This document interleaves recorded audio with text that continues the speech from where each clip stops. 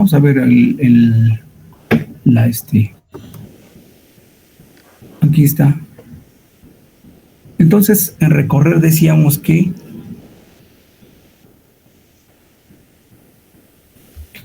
el electrocardiógrafo va a una velocidad 25 milímetros por segundo. Entonces, si se toman en cuenta los cuadritos estos, 5, 10, 15, 20, 25, son 5 cuadritos, 5 por 5, 25. Entonces, en recorrer un cuadro grande se tarda un segundo. En recorrer un cuadro grande. Entonces, ¿qué tanto tardará de un cuadro chiquito? Hagan la cuenta.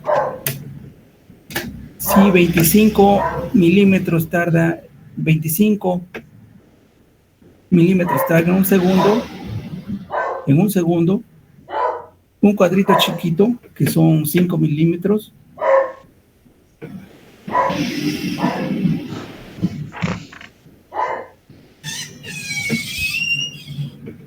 ¿sí? ¿Cuánto tardará? 0.2. 0.2 segundos.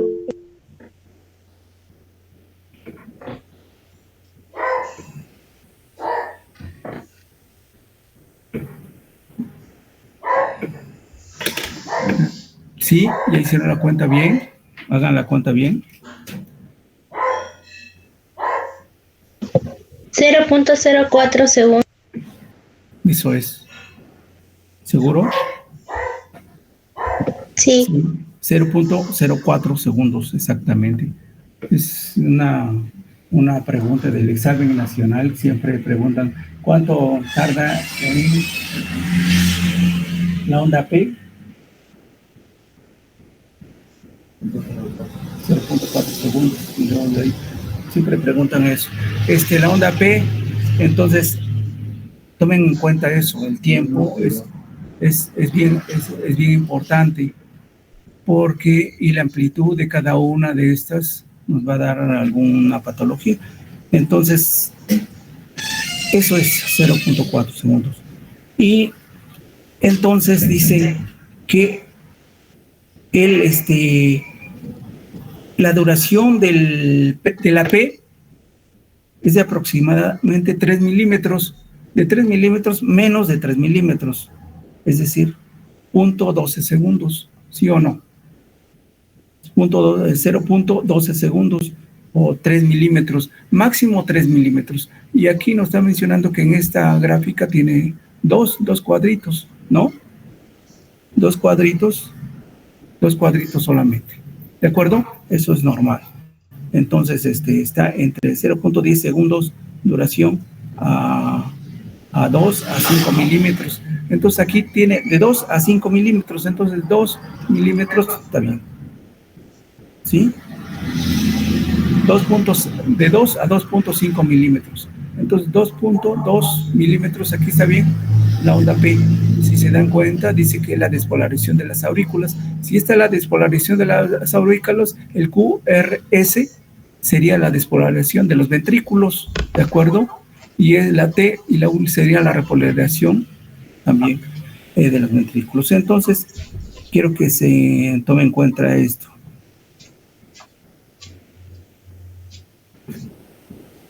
¿Estábamos ahí o íbamos más adelante? Decíamos que en el impulso eléctrico se genera en el nodo sinusal. Ahí, en el nodo sinusal, se propaga por las aurículas primero, o ya sea que van a ser la onda P.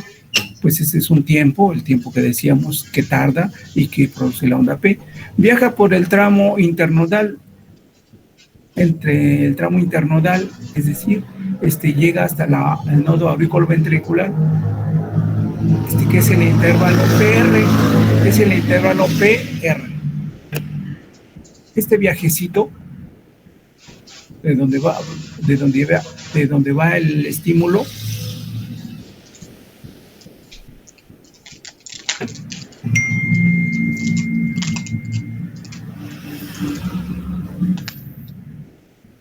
¿sí? Que es el tramo internodal hasta el nodo aurículo-ventral, que es el intervalo PR, el intervalo PR. Oh, el intervalo PR. Aquí está. El intervalo desde que termina P, Q, R. Este intervalo PR, ¿se dan cuenta?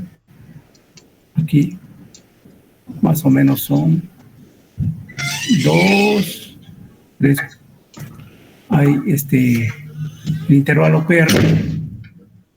Ahí se conduce y se propaga, y luego después se conduce y se propaga, y luego se conduce y pues se propaga por los ventrículos, y luego se conduce y se propaga por los ventrículos a través del haz de His, y ramas fasciculares y fibras de Purkinje, y forman el complejo QRS. Este complejo QRS, todo tiene un tiempo.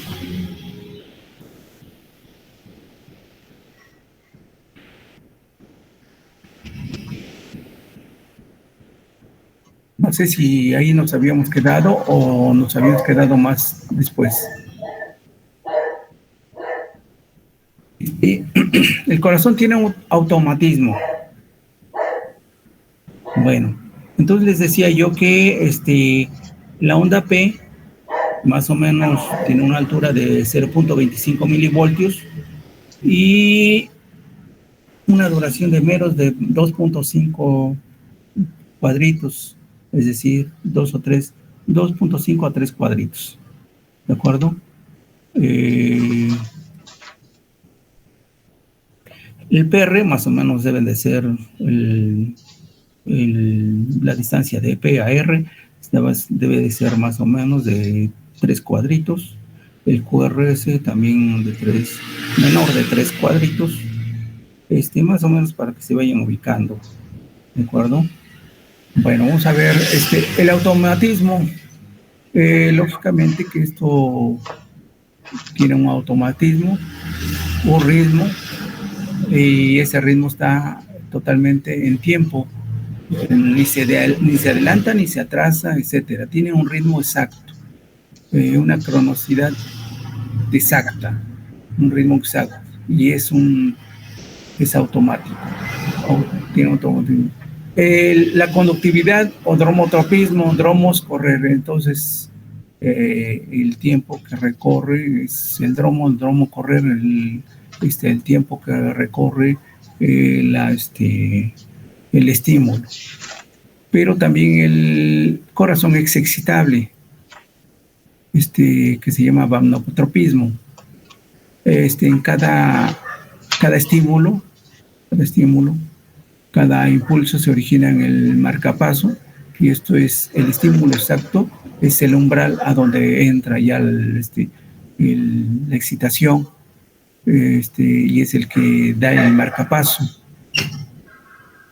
Pero puede responder a varios tipos de excitación, no nada más al eléctrico que produce la excitación en el nodo sinusal, sino que también puede responder a varios tipos de excitación. Por ejemplo, pues a varios tipos de excitación eléctrico o químico, o etcétera. Porque eléctrico, pues nosotros sabemos que también podemos dar una estimulación eléctrica en caso de que, por ejemplo, un paciente está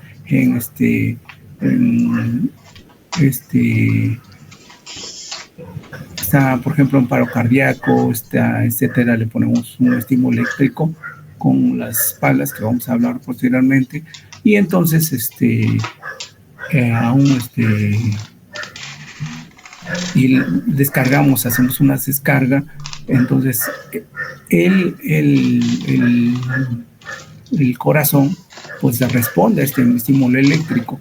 A químico, pues porque pues ya les decía que puede responder también a estímulo químico, como por ejemplo en algunos medicamentos, como son las aminas como la adrenalina, la noradrenalina, la dopamina, etcétera.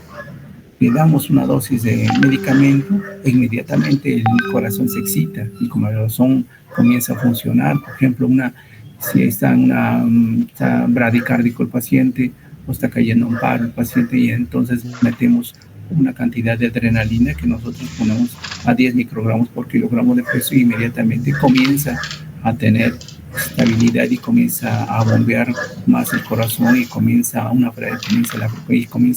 la frecuencia cardíaca, y muchas veces hasta cae en taquicardia. Pero este es un estímulo eléctrico, entonces es excitable también, ¿no? Nosotros podemos hacer una descarga adrenérgica cuando nos espantamos, cuando tenemos algo así, tenemos una descarga adrenérgica y nuestro corazón comienza a funcionar, comienza con una taquicardia, y entonces esto es que también existe a estímulo químico, ¿sí? Un ciclo cardíaco completo se mide desde el comienzo de la contracción auricular, desde que comienza la contracción auricular, o que le llaman unos presístoles, hasta la siguiente presístole, es decir, dando vuelta a todo el círculo, desde que comienza la sístole, la diástole y otra vez la presístole. Esto es el ciclo completo cardíaco. Sigue la sístole, contracción ventricular, y seguida a la diástole o relajación ventricular. Entonces, primero sigue después de la presístole, viene la sístole, la contracción ventricular, y en segunda la diástole o relajación ventricular, ¿sí? Pero primero viene la contracción auricular, preside hasta la siguiente presístole y sigue a la sístole, contracción ventricular, y enseguida la diástole o relajación ventricular. Este es el ciclo cardíaco. Entonces,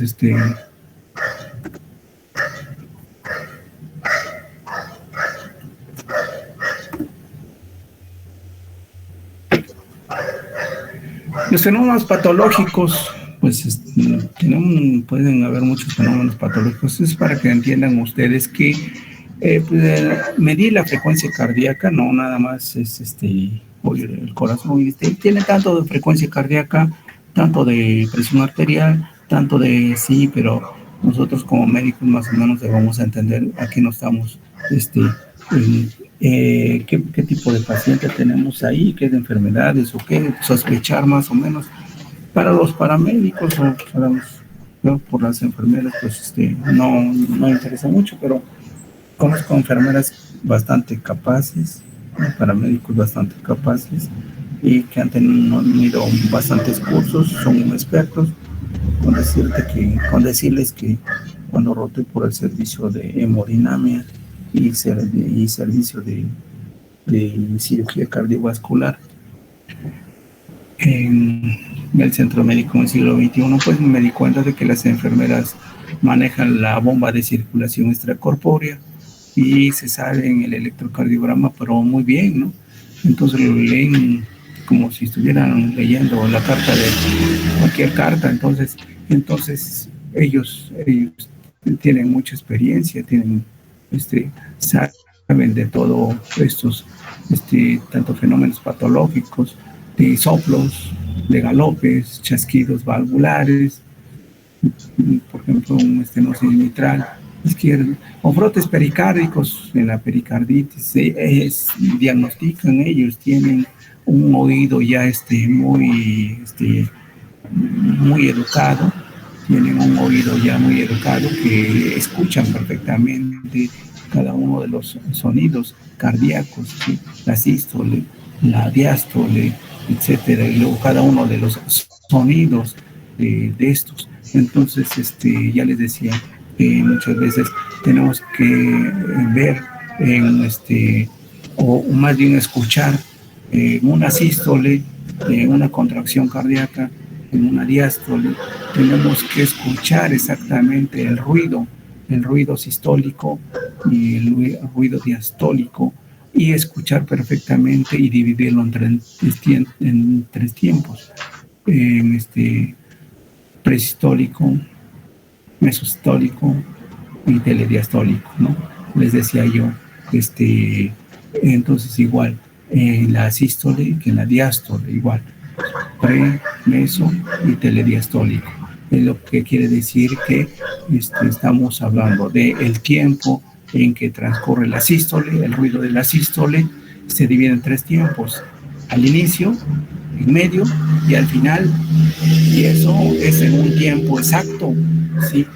Entonces dice que, pero para esto pues tenían que tomar un curso exacto completo de cardiología, que lo van a tener posteriormente, y van a saber todos estos detalles del electrocardiograma y detalles de esto, pero quiero decírselos ahorita que estamos viendo esto de la presión arterial, de la frecuencia cardíaca, del pulso, todo eso, pero para que ustedes sepan escucharlo, palparlo y ver, ¿no? Que desde un principio existen 4 ruidos cardíacos, 2 de los cuales se auscultan normalmente en cualquiera de los 4 focos de auscultación de la región precordial. Entonces ustedes tengan a mano su estetoscopio, escuchen. Ahorita les voy a decir a dónde van a escuchar exactamente cada uno de los focos. El foco aórtico, el pulmonar, el mitral y tricuspidio. A dónde van a escuchar el foco aórtico, a dónde van a escuchar el foco pulmonar, a dónde van a escuchar el foco mitral y a dónde van a escuchar el foco tricuspidio. Para esto les digo que tienen que escuchar exactamente y pensar que existe un tiempo en la sístole, un ruido en la sístole, otro ruido en la diástole, y que tienen que escuchar, pero existen 4 ruidos cardíacos. ¿A dónde están? Si no, casi nosotros escuchamos 2, tum-tac, tum-tac, tum-tac. ¿Y los otros a dónde están? Por eso les digo que tiene uno que educar el oído para que ustedes sepan escucharlos. ¿A dónde están y a dónde están metidos que no los escuchamos? Pero hay que educar el oído, tienen que estar oyendo y oyendo y oyendo corazones para que ustedes puedan detectarlos. Entonces eso es importante, de que tengan su estetoscopio en cualquier momento. Escúchenle al abuelito, al tío, al hermano, el otro les llegó a visitar, oye, te puedo escuchar el corazón, te puedo tomar la presión y te puedo tomar, quién sabe, pero dicen, cuate, pues, ¿qué onda? No, pues yo vine a visitarte, pero sí quiero ver cómo andas, ¿no? Y ya, pues ya que otra, ¿con quién van a practicar más que con ellos, con los familiares, ¿no? Y con la novia, con la amiga, con el amigo, con todos? Entonces hay que estar escuchándoles para que sepan ustedes, ¿cómo se llama? Para que eduquen a su oído, para que estén escuchando. ¿Y a dónde están estos 4 ruidos? Vamos a ver, ¿no? El primer ruido cardíaco es más intenso de los 2 audibles. Se produce por el cierre de las válvulas auriculoventriculares. Entonces, ¿cuáles son las válvulas auriculoventriculares? Auriculoventriculares, ¿sí? ¿Cuáles son las válvulas auriculoventriculares? Pues la válvula mitral, la válvula tricuspidia, ¿no? ¿De acuerdo? La válvula mitral y la válvula tricuspidia. La mitral, que se encuentra al lado izquierdo, y la tricuspidia, que se encuentra en el lado derecho. Y por la apertura simultánea de las sigmoideas, y por la apertura, ¿sí? Entonces se produce por el cierre de las válvulas auriculoventriculares. Se cierran las válvulas, imagínense. Y por la apertura simultánea de las sigmoideas aórticas y pulmonares. ¿Qué quiere decir? Produce el primer ruido, ¿sí? Se cierran las válvulas auriculoventriculares. ¿Por qué? Porque y se abren las válvulas sigmoideas aórticas y pulmonares para que los ventrículos hagan su contracción y empujen sangre hacia la aorta y hacia la arteria pulmonar, ¿sí? Por la vibración causadas por la vigorosa contracción muscular del miocardio ventricular. Entonces, esta contracción de los ventrículos, ¿sí?, hace que se abran las válvulas sigmoideas y la aórtica.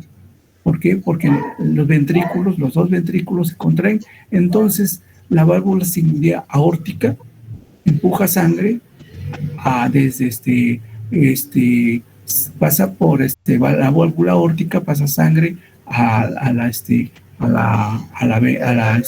callado de la aorta, y así se distribuye todo en todo el cuerpo.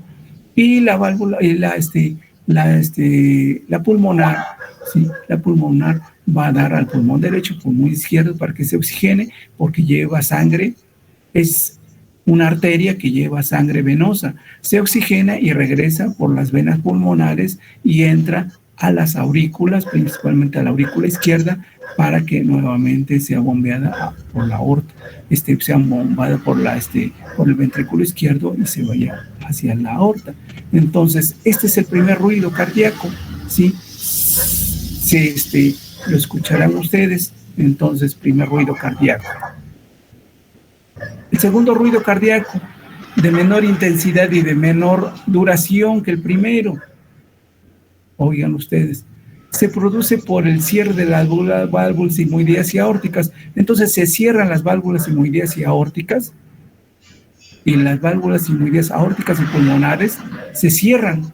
¿Se cierran? ¿Qué quiere decir? Si se cierran las válvulas sigmoideas y aórticas, entonces viene la diástole ventricular y comienza a llenarse los dos ventrículos, porque no pueden estar abiertas, porque si no, no se llena. Entonces es el segundo ruido, porque el cierre se produce por el cierre de las válvulas sigmoideas aórticas y pulmonares. Entre estos dos ruidos hay un pequeño silencio. ¿Sí? Entre el primero y el segundo ruido hay un pequeño silencio que corresponde a la duración de la sístole ventricular, Entonces, la sístole ventricular, entre estos dos ruidos viene la sístole ventricular. Se oye la sístole ventricular, pero es un silencio, dice. Hay un pequeño silencio que corresponde a la sístole ventricular. Entonces, se contraen a la sístole ventricular. Entonces, se contraen los ventrículos. Sí, se contraen los ventrículos. Los dos ruidos, el pequeño silencio corresponde a la duración de la sístole ventricular. Entre el segundo ruido y el primero del siguiente ciclo hay un silencio mayor o diástole. Entonces, entre el segundo ruido y el primer ruido del siguiente ciclo hay un silencio mayor o diástole. Entonces, imagínate, si existe un ruido, si existen dos ruidos, entre los dos ruidos tiene que haber un silencio. Y entre el segundo y el primer ruido tiene que haber un silencio también. Entonces, entre cada uno existe un silencio. Y este silencio significa, ¿sí?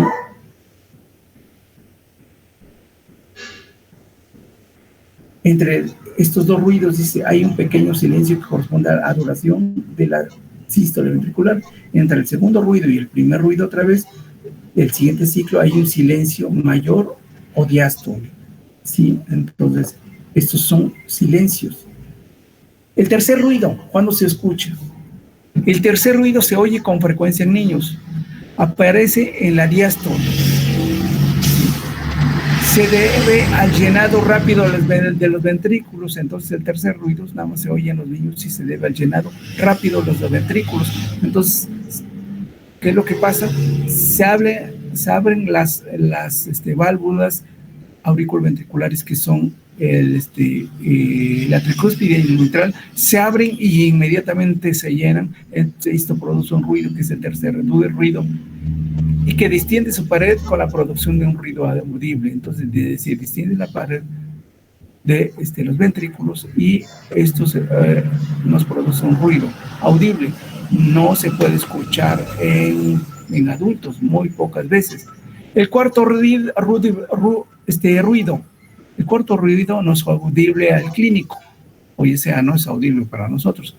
Precede al primero, es decir, al primer ruido, es un poquito antes. Corresponde a la contracción auricular, es decir, la contracción auricular que hace vibrar a las paredes auriculares y ventriculares, y se registra solo en estudios fonográficos.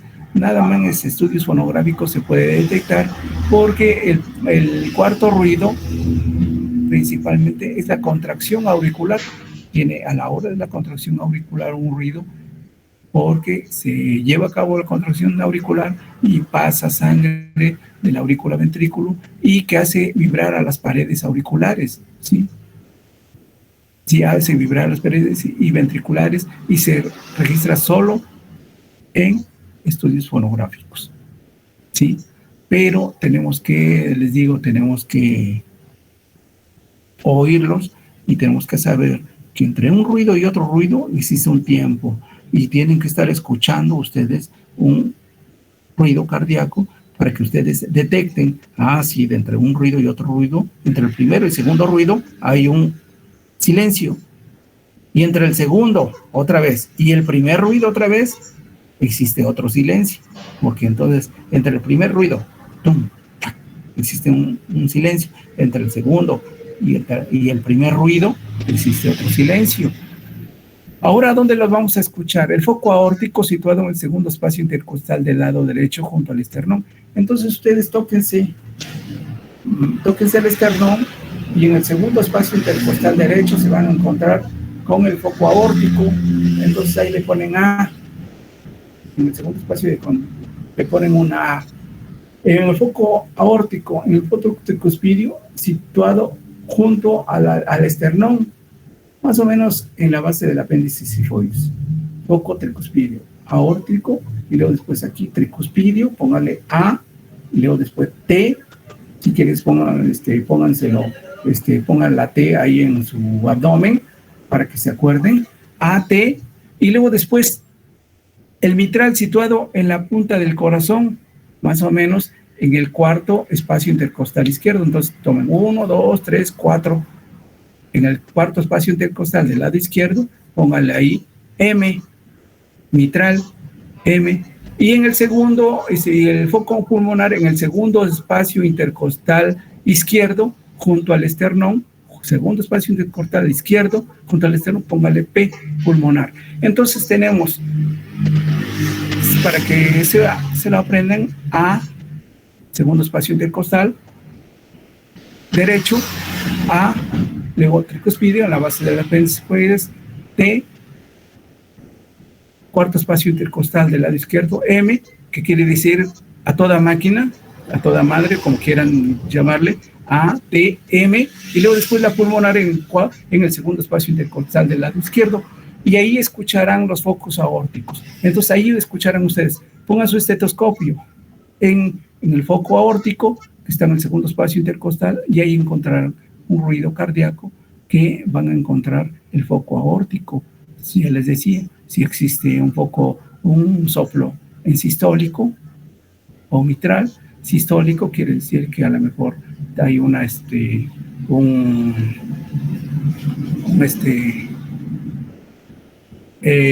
el foco aórtico, a lo mejor puede ser por una estenosis, que sí, en el foco aórtico. En el foco tricuspidio, en la tricuspide, situado junto al esternón, la base del apéndice sifoides, les decía que puede ser un foco, en la tricuspide, un foco, un ruido cardíaco, y puede ser con un soplo, puede ser en sístole o un mitral, ¿no? Si es en sístole, es muchas veces por estenosis, y si es en diástole, es por insuficiencia. Es lo que le estaba yo diciendo la vez anterior. Y el foco mitral, entonces, si están con tu estetoscopio, escuchen y vean a dónde se encuentran los focos aórtico, tricuspidio, mitral y pulmonar, ¿de acuerdo? Entonces, esto es una neumotecnia para que se los puedan aprender y para que puedan escultar los ruidos cardíacos, el foco aórtico, tricuspidio, mitral y pulmonar, ¿de acuerdo? Entonces, esto es importante. Y vamos con el pulso, para que vean ustedes que los signos vitales, el pulso es también importante para el diagnóstico, pronóstico y tratamiento arterial. Pues muchas veces se puede tomar pulso en las arterias, principalmente radial, en la radial. Ustedes por eso lo pueden tocar en dirección del dedo pulgar, ¿sí? Hacen el dedo pulgar como para pedir un rey, y en un poco por abajo de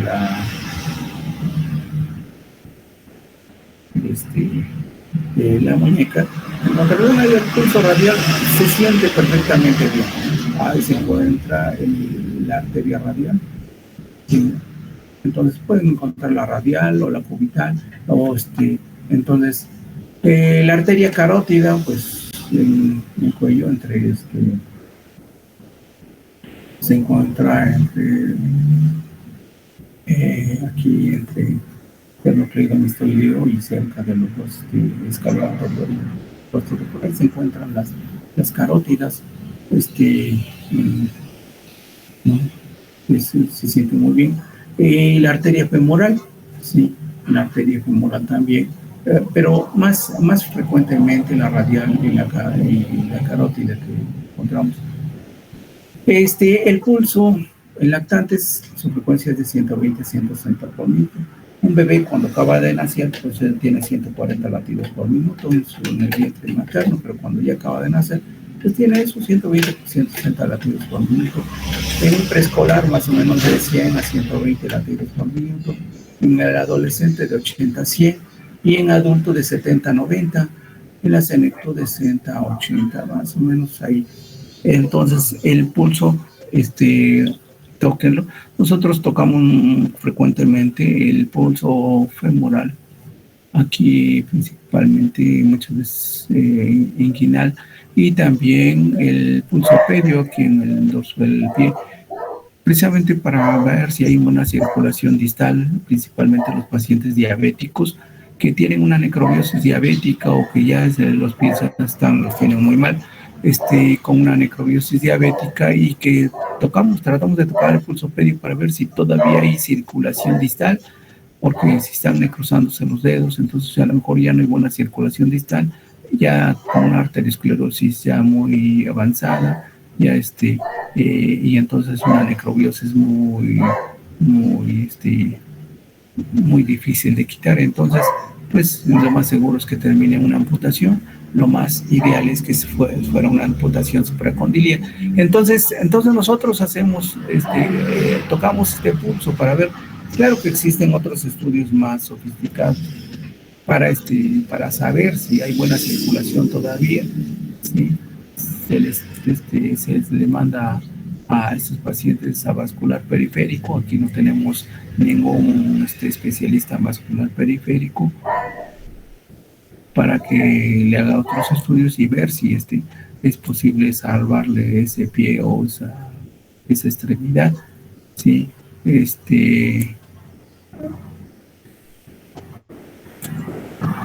Bueno, entonces, pero el pulso es importante.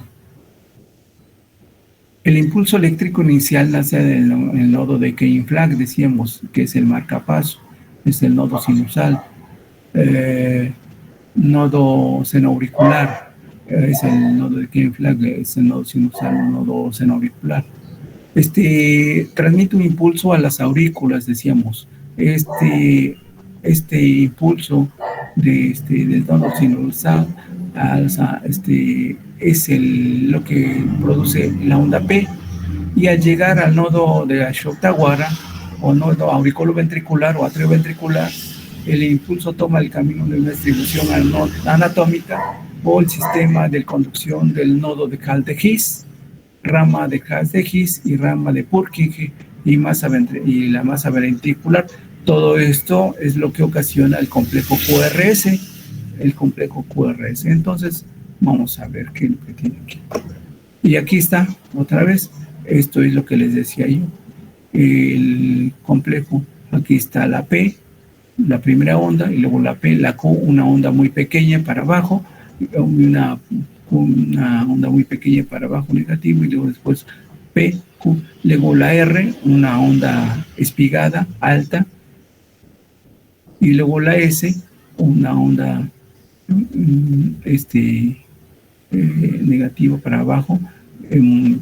Entonces tenemos la P, la Q, la R, la S y luego la T, una T un poco aumentada, pero está entre los límites normales, y luego después viene, decíamos, un silencio, y luego después viene P, Q, R, S, T, luego entró silencio y luego después P, Q, R, S, T.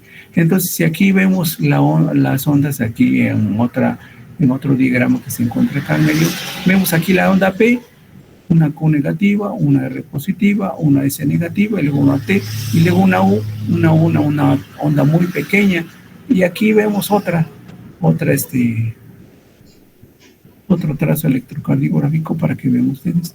Entonces, aquí está. Si se dan cuenta, aquí están los cuadritos, la cuadrícula tiene 1, 2, 3, 4, 5 cuadritos, 2, 3, 4, 5 cuadritos de un lado y 5 cuadritos de otro lado. Entonces, tiene 5 por 5, 25 cuadritos en un cuadro grande. Entonces, esto es lo que mide. Lo de arriba mide el voltaje, hacia arriba, a la espiral grande mide el voltaje, y esto mide los segundos y los milímetros de las anchuras de cada una de las espigas, de las ondas. La onda P decíamos que debe de tener entre 2.5 cuadritos, entonces no es muy grande, aquí tiene 2.5 cuadritos de lo normal, y luego después también la onda Q, la onda R también tiene que medir de 1 hasta 1.5 cuadritos, y así. Entonces tenemos la onda P, si se dan cuenta, igual no es muy ancha, tiene 2.5 cuadritos P, Q, R, S, T, U. Y otra vez aquí la onda P, y aquí está el intervalo PR, es decir, desde que inicia la P hasta que inicia la R, entonces el intervalo PR. Luego después del intervalo P, el segmento ST, entonces tenemos P, Q, R, S, aquí está la S, desde que inicia S hasta que inicia la T, este es el segmento CT, y luego después sigue el intervalo RR entre una R, una espiga grande y otra bien grande, este es el intervalo RS. Todo esto es el complejo QRS. Entonces, y luego después aquí tenemos el segmento PR, es decir, cuando termina P y cuando inicia R, es el segmento PR. Acuérdense que todo tiene un tiempo. El intervalo QT, entonces entonces tenemos P, aquí desde Q, R, S, T. Entonces ya está desde el QT, desde que inicia Q hasta que inicia T. Ese es el intervalo QT. Entonces todo esto les digo, todo esto tiene una durabilidad de un tiempo en el cual tiene que ser exacto. Cuando hay amplitud de uno de estos, puede haber una patología, o cuando hay depresión de estos, por ejemplo, la T invertida nos dice que hay un infarto. Entonces todo esto, pero en diferentes trazos electrocardiográficos que deben de ver ustedes. Claro que está, que el corazón, pues tenemos que saber de que existe una bradicardia, una frecuencia menor de 50, una frecuencia menor de 50, que nos puede indicar sobre su frecuencia menor de 50, nos puede indicar de un bloqueo auriculoventricular o bloqueo auriculoventricular completo. Es decir, que las auricas laten a cierta frecuencia más alta y los ventrículos completamente independientes a frecuencia menor.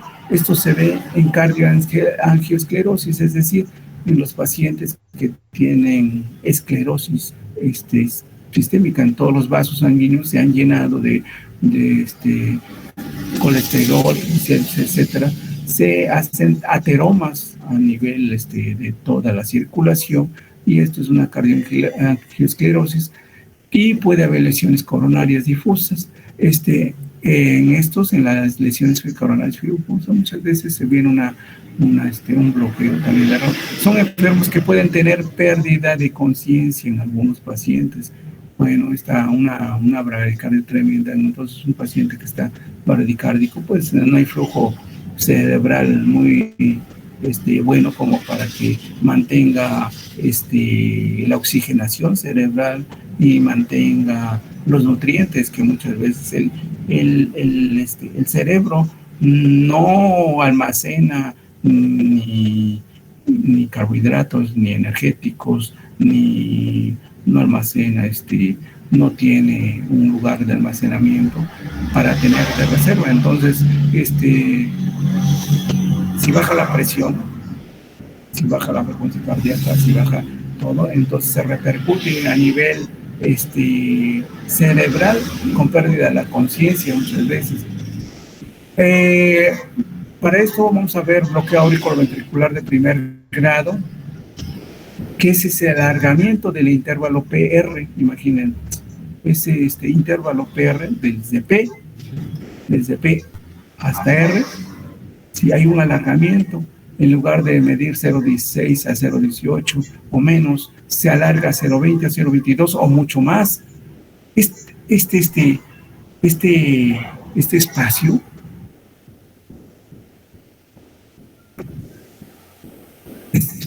R, ese espacio, el intervalo PR, desde que termina P inicia R, se alarga tanto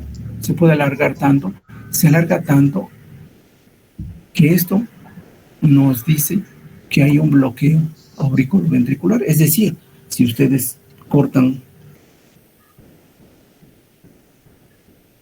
la corriente eléctrica de una habitación a otra habitación, pues lógicamente que los de la otra habitación no van a tener luz, ¿no? O puede ser un bloqueo completo, bloqueo parcial, ¿sí? Por eso le dicen bloqueo de primer grado, de segundo grado, tercer grado, qué tipo de bloqueo tiene. Entonces, esto es lo que quiero que sepan ustedes. El bloqueo auriculoventricular de primer grado o alargamiento del intervalo PR, es decir, se alargó el tiempo para que llegue, en lugar de medir 0,16 a 0,18, se alarga a 0,20 a 0,22 o más. Cada cuadrito pequeño es de 0,04, decíamos, segundos. ¿Se acuerdan que les decía yo y quisiera la cuenta? ¿Sí o no? Entonces, sí.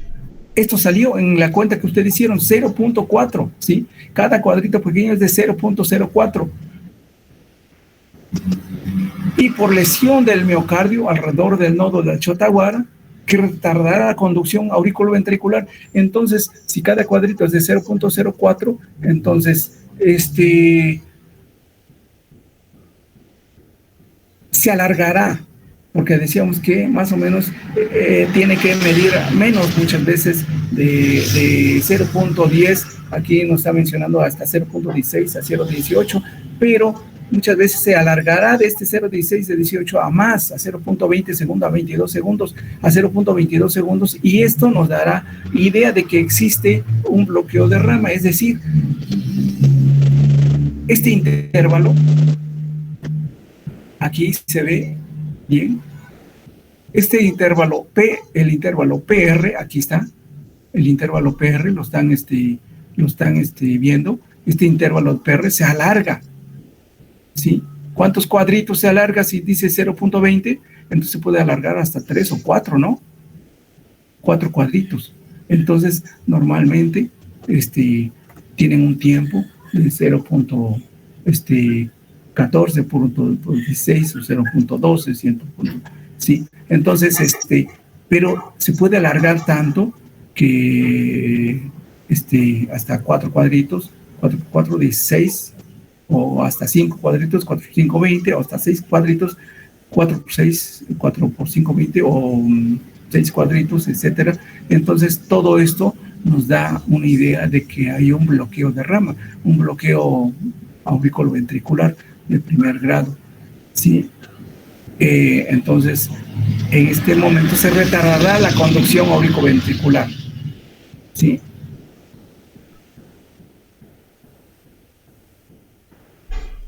Bueno, eso lo vamos a dejar para el día de mañana porque ya hasta estas horas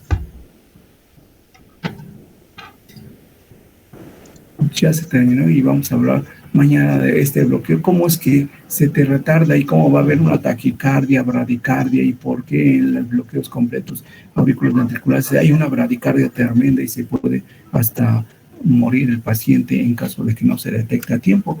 Ustedes llegan con un paciente en cualquier lugar, en urgencias, está tirado en la calle, solo otro le tocan el pulso, le oyen la frecuencia cardíaca y pueden diagnosticar inmediatamente un bloqueo de rama, entonces pueden un bloqueo completo, etcétera, y entonces pueden salvarle la vida a un paciente. Vamos a ver esto para mañana, entonces pónganse a estudiar algo del corazón para que podamos entender también, ¿de acuerdo? Sí, nos vemos el día de mañana. Sí, doctor, nos vemos. Gracias, doctor. Hasta luego. Gracias. Sí, hasta luego.